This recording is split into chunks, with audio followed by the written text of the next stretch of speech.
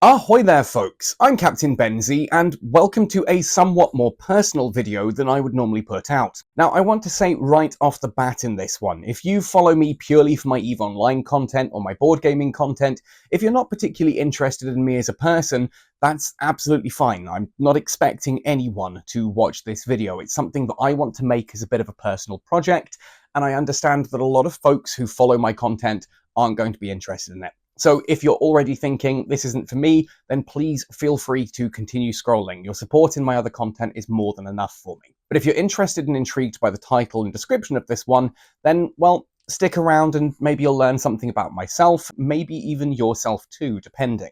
So in this video, I want to spend a bit of time talking about neurodivergence, specifically autism and ADHD. And you might be thinking, hang on, Benzie, why do you want to talk about these things, especially on a channel that is primarily based on EVE Online and board games? Well, because it is who I am, and I honestly think that there needs to be more of this kind of representation out there, and considering I have a platform with which I can sit and talk to people, I would feel remiss for not using that platform. You see, a few years ago, I started to come to terms with the fact that I may be autistic, and more recently, having come to terms with autism, I'm beginning to understand that ADHD may also be on the cards. I've not had a formal medical diagnosis for either, and we will talk about that more later on. But part of that journey of discovery was essentially talking to other neurodiverse folks. Their light bulb moment would probably have come a lot earlier had there been a bit more representation in the media. Now, I know if I didn't lose you at the whole neurodivergence thing at the start of this video, I've probably lost quite a few people at the simple mention of talking about representation in the media. When it comes to neurodiversity, we're really not well represented at all. If you think of autism, you tend to think of the Sheldon Coopers from Big Bang Theory, or the IT Crowd, or these other socially awkward, weird, usually white males. And if you think of ADHD, it's usually represented in the media as the "oh, squirrel" kind of mindset. And that's just simply not the case, but we'll talk about this more later. This is just something I've wanted to do for a while, sit down and be open and transparent, talk a bit about my experiences, and maybe that will help some of you folks to understand me a little bit better, and perhaps it might even help you understand some of your friends, family, or even yourself. One of the things that I've really come to terms with over the past few years of looking into autism is it wasn't just like I watched one TikTok video and went, oh, that's me. I had a light bulb moment, which we'll talk about in a moment, that then got me to delve deeper into this and then kind of start realizing that, oh, yeah, this kind of fits. Now, I do apologize as well. If you hear any clicking throughout this video, it is me playing with a fidget cube, and I'll talk more about this little bundle of joy later on in the video. So I think it's, first of all, best to start with talking where this all came from for me originally. Now, my childhood was actually not too bad, my early childhood. Primary school was a little bit weird for me. I got moved between two different primary schools and I did kind of struggle to make friends, but I found a good social group that did the kind of things that I enjoyed, playing video games, and a shared interest became a very easy connector for me. When it came to things like playtime, though, at school, where I saw the other kids were running out onto the playground to play tag or stuck in the mud or whatever, I found myself wanting to stay in the classroom and just get on with doing more work. Maths and science, particularly. I was a bit of a nerd as a kid. Heck, I make EVE Online videos. I still am a bit of a nerd, right? Most of my early childhood was pretty happy, pretty comfortable, not really much to say other than the fact that I was considered a bit shy, wasn't particularly good at making friends, and was academically considered quite bright and intelligent. Now, when I went to secondary school, none of my friendship group came to the same school as me. In fact, none of my friendship group even continued to the same town as me. I went to school a town over, and all of the friends that I knew went to a school in my hometown. This meant that I had two choices in secondary school. I either had to befriend people from my primary school who I'd not really gotten on with, or I was faced with making whole brand new friends. And this was really, really difficult for me. I remember in year 7 and year 8, so my first 2 years of secondary school, really struggling to connect with anyone.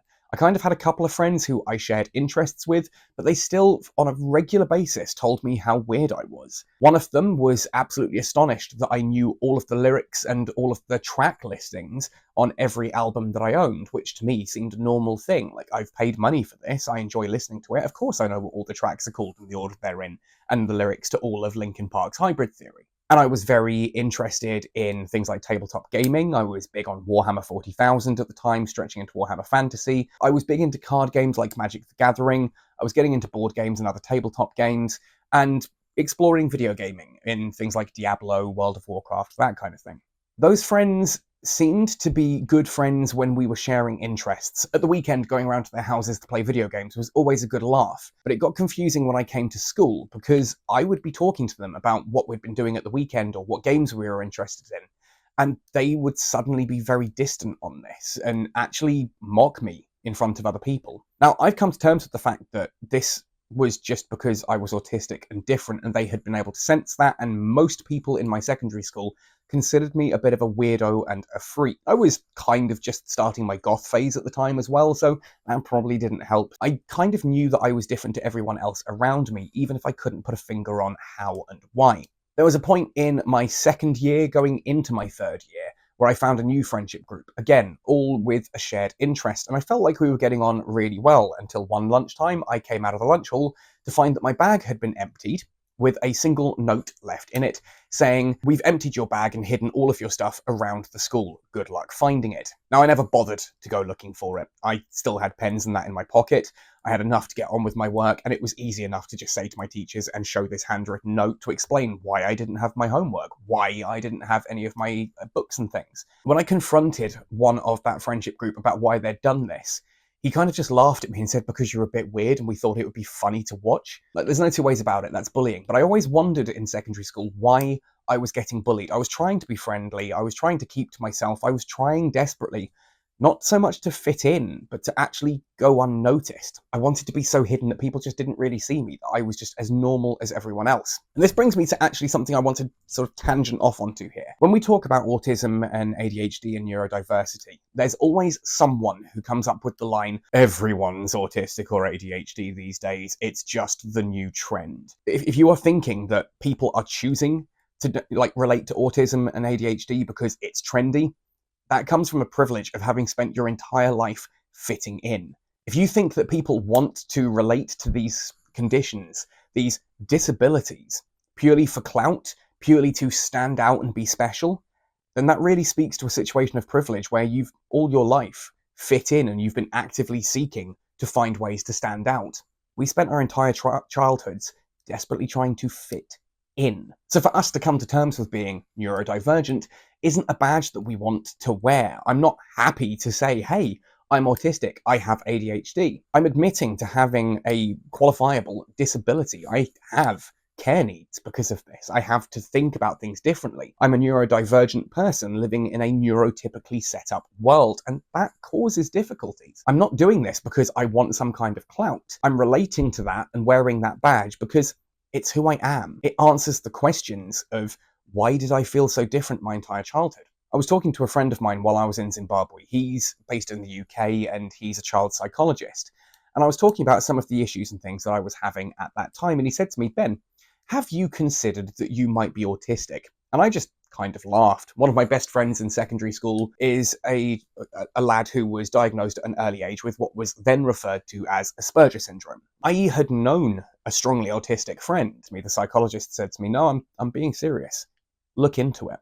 And I started watching other people talking about neurodiversity, specifically autism, and I suddenly started to relate to an awful lot of it. Difficulty making eye contact, sensory overstimulation. As an example of that one, bright lights have always been a thing for me. A sunset or just sun coming through the windows, I will sit here like this, and I'll often want to wear sunglasses indoors. I've recently had to come to terms with that is just something I have to deal with. I do have a sensitivity to bright lights, and it can cause me to have meltdowns and breakdowns if I do not keep on top of it. For me, if I'm sitting somewhere like a nightclub or even a pub or just out at the shops, if I'm trying to have a conversation with someone in front of me and someone next to me is having a conversation, that already proves very difficult for me to focus on. If you add music, especially music with lyrics, I fall apart. It's like that glitch in the Matrix effect, that screen glitch. My brain literally does that. My vision literally does that. It's like static at the back of my head. I lose focus. I start to build a headache. It actually hurts.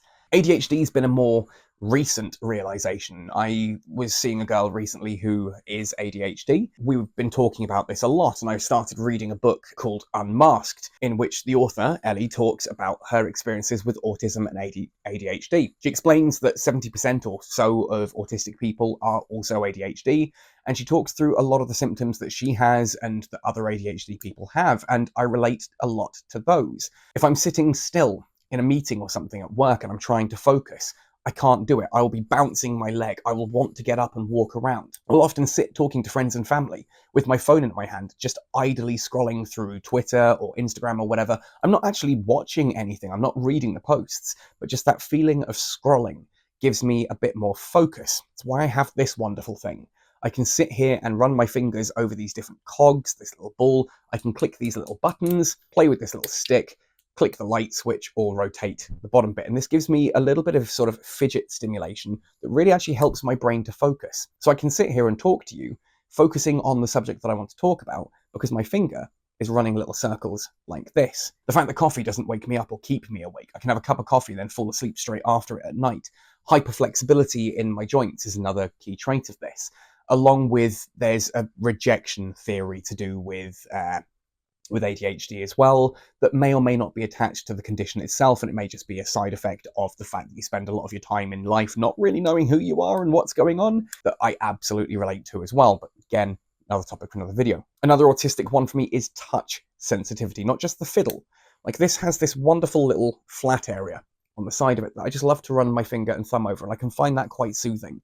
If I'm finding myself feeling overstimulated, I can self-soothe just by rubbing that. In fact, one of the board games that I purchased recently has these little plastic dominoes in them that feel like smooth pebbles. And I picked up this game and fell in love with these pieces. And I sat watching YouTube videos, just running my thumb over these, and it was so soothing and relaxing. Now, I was talking to that friend, Ben, my other autistic friend, about these pieces and how I was relating to these, and I handed them to him and he was like, oh, those really are nice. And I tried showing them to another one of my gaming friends who kind of looked at it, went, yeah, it's nice, it's a domino, and handed it immediately back. I was like, no, feel it. Like, feel how nice that is. And he's like, yeah, it's a domino. And Ben said to me, he's neurotypical, he won't understand. And I said to Ben, can I use that card? I've not been formally diagnosed with autism or ADHD. Can I refer to myself as neurodivergent? Like, that feels wrong. Feels like I'm jumping a gun here because I don't have a formal medical diagnosis. And he said, honestly, Ben, of all the years I've known you are a medical diagnosis at this point is probably a formality. We sat and talked about it more, and he explained there are genuine reasons why people wouldn't necessarily want a medical diagnosis. As an example, did you know that up until 2018, someone who had an autistic diagnosis was not allowed to emigrate to Canada because it was seen as too much of a high requirement for their care system? So there are reasons to not even go for a medical diagnosis. But he also explained to me, as did Ellie in the book Unmasked, actually self-diagnosis is completely valid. With my light bulb moment happening in Zimbabwe, there was no way I was going to get a diagnosis in Zimbabwe. That country is in the 1960s as far as it comes to sort of any awareness to do with neurodivergence and mental health. Since coming back to the UK, I have started the process for an official medical diagnosis, but the wait list here is between 3 and 5 years in my local area. That's not fast enough for me to come to terms with things or to seek the help that I do actually need from time to time. Being able to explain to people that, yes, if I were to work in an office job, I would want to be able to sit here with this during meetings and things so that I can actually focus on them. If it was a company that had a hot desk policy, I couldn't cope with that. I need that routine, and I now understand that that's from my autism. So saying to that employer, look, I know you have a hot desk policy, but is it possible I could just have a desk in a slightly quieter part of the office that isn't as brightly lit as some other areas, and that can just be my desk so I can just get on with things? That will allow me to work better. And with my ADHD side of things and how I tend to hyper-focus, because this is something I have experienced a lot, that means I can actually focus on my work and probably do more output than someone else would do in that same time period, as long as you're willing to make those adjustments. I'm not asking for special treatment per se. I'm asking you to remove the barriers to make me capable of achieving what I know I can achieve. And that's a difficult thing to come to terms with, honestly. That being autistic does mean I have a disability. I now understand that if I want to be able to focus on a conversation, I need my little cube. Explain to the person that, yes, I'm going to get up, and I'm going to walk around the room, and I'm going to be doing other things, but that's helping me to focus on you. It's not that I'm distracted. There are times when I will go into a hyper-focus. When I'm editing and making an EVE Online video that I'm passionate about, I can sit at my computer for 5-6 hours, and suddenly, once I've finished, realize that I'm really thirsty, I'm really hungry, and I probably needed to go to the toilet about 3 hours ago, but I've just ignored it all because I am so focused on getting that task done. You may have heard the term masking as well. Now, masking is basically where an autistic or ADHD or otherwise neurodivergent person essentially hides their neurodiversive traits in order to blend in better to society, to camouflage. Now, this can mean things like, for me, forcing eye contact, because I know eye contact is polite, despite the fact that it is really difficult for me to hold it for any period of time. Looking at a camera is fine because it's not an eye, it's a camera, right? Modulating my voice. I know that I can go fairly monotonous if I just want to talk about stuff. So when I'm doing YouTube videos, for example, I do make a conscientious effort to really bounce my voice up and down a little bit in energy, just to make it a little bit more exciting for you, the listener at home, to engage with what I'm saying. It's not my natural voice. My natural voice is actually even more monotonous than I've got here. Those are traits that I will do in public to make people believe that I'm not autistic, and so that they treat me the same as they would treat anyone else. There are times when I have to unmask and accept that, you know what, this is who I am, this is how I operate, how I work. The world is set up by neurotypical people for neurotypical people. There are times when I'm going to struggle with that, and I need to ask for certain allowances to make that more feasible for me to integrate with. And that's okay. I tend to go with the approach of, I'm disabled, I can do that if you'll help me with these extra steps. Neurodiversity is as diverse as humans in general. So there are going to be people who can't necessarily do that. And there are going to be situations probably in the future where I have to say, I'm sorry, I physically cannot do that. If someone wants to host a meeting with me, for example, in a nightclub or a busy pub with loud music, I'm not going to be able to focus. I'm going to need to say to that person, I am sorry, I am autistic. This means I need to sit somewhere where there is less going on. I even realized recently that a coffee shop in my hometown that I didn't really like going into, despite the fact that it's a bit cheaper than where I usually get my coffee, and the staff are lovely. I couldn't figure out why it was until I walked in there the other day, because my usual coffee shop, the coffee machine was out of order and being repaired, and then I realized it was the floor. You see, it's quite a dark little coffee shop, but the lights are very bright. They're using those kind of fluorescent bulbs in an otherwise very dark decorated room. And the floor are these black and white patterned tiles. And now that I'm a bit more aware about my autism, I realized that as soon as I took my sunglasses off, I could not focus because the floor was too loud. So I found myself unable to directly talk to the girl behind the counter because I could still see the floor. Therefore, rather than talking to her, I had to look up a little bit and just keep looking at the menu board so that I couldn't see the floor beneath me, so that I could actually focus and not, like, almost have a meltdown. And I'm aware that that probably looks rude. If I'm trying to order a coffee from you and I'm doing this kind of thing with the occasional glance down, it probably looks like I'm really disinterested. But equally, I have to accept that that is who I am. And by me sharing this in a video, that this is who I am, this is how I operate, maybe you or someone you know has similar symptoms to this. Maybe you know someone who is neurodiverse. Maybe you are yourself considering that you might be. I'd love to hear from you. Comment down below if you feel safe enough to do so, or reach out to me on Discord or my emails here on YouTube as well. I would love to talk with people about this and understand your experiences, because that also helps me understand mine. Yes, of course, I have autistic hyperfocus. Talk to me about space. Talk to me about cats. Talk to me about board games or EVE Online. And I can go for hours and hours and hours without needing to drink, without needing to eat, without needing to use the toilet, without needing to do anything. Because that's a hyper-focus and fixation for me, both from my autistic and ADHD sides. So next time someone says to you that they're autistic or they're ADHD, rather than coming up with the line of, oh, everyone's autistic and ADHD these days, it's like a trendy badge, perhaps consider more the answer of, how did so many people get so far in life without receiving the care and attention that they deserved for the condition that they had? Anyway, folks, I do hope this has been interesting for you. Hopefully it gives you an understanding of who I am and why I sometimes respond the way I do. Anyway, again, hopefully this gives you some understanding of who I am. Maybe it gives you some understanding of friends or family members. Maybe even gives you some understanding of who you are. If you do have any questions, please do feel free to reach out to me. If you've found this enlightening, hit like on the video. And if you really want to go the extra mile to help support this channel and content that I make, including talking about myself, feel free to come and support me on Patreon or with my PayPal tip jar. My Patreon, I am trying to write more posts. I really need to get into that more. And talking about neurodivergence and my experiences with that is a topic I'd like to cover there. So if you're interested in this, hit me up on Patreon and let me know that that's why you're supporting. Anyway, folks, otherwise, thank you for watching this one right through to the end. Happy sailing, and see you all next time.